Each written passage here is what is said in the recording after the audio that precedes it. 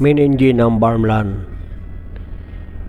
Switch to standby ang lube oil pump, ang fuel booster pump, ang fresh water pump, ang gearbox kailangan manual muna siya, pero pa naka-start ng makina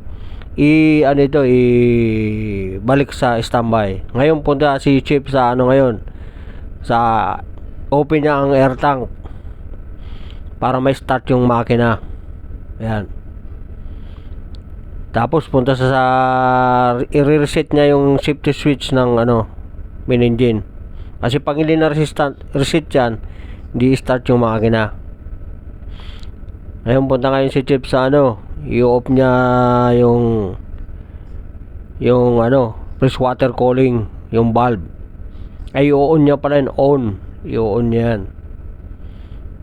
Kasi start niya yung makina. Yan, stop niya yung preheating tsaka circulating pump. Tsaka yung valve ng preheating ng fresh water. Ayan.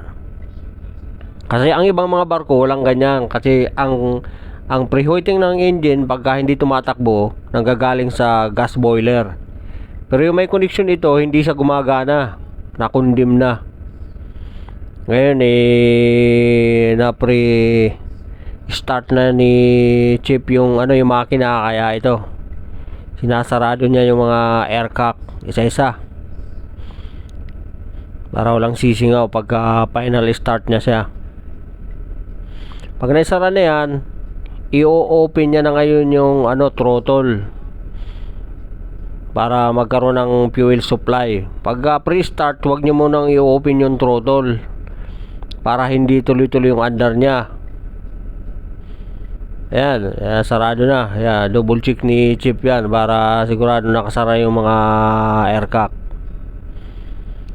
Pagkatapos niyan, final na start na yan.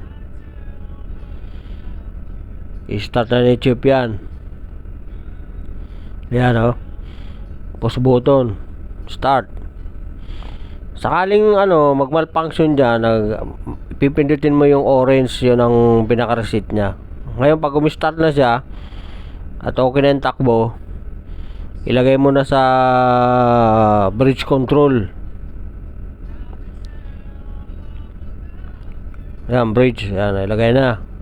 Punta naman dun sa telegrapo, yung tawag yan, telegrapo yan para bridge control din yan.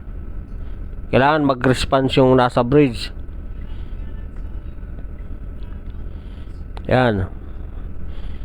Pag nag-alarm, patayin nyo na lang yung alarm.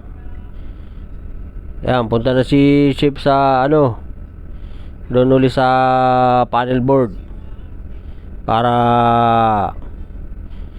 ilagay niya sa standby yung gearbox, kasi naka-manual yung kanina. Ayan, tapos na. Pagkatapos na, i-double check nyo lang uli, baka may nakalimutan kayo. Sana makatulong ito. Bye bye.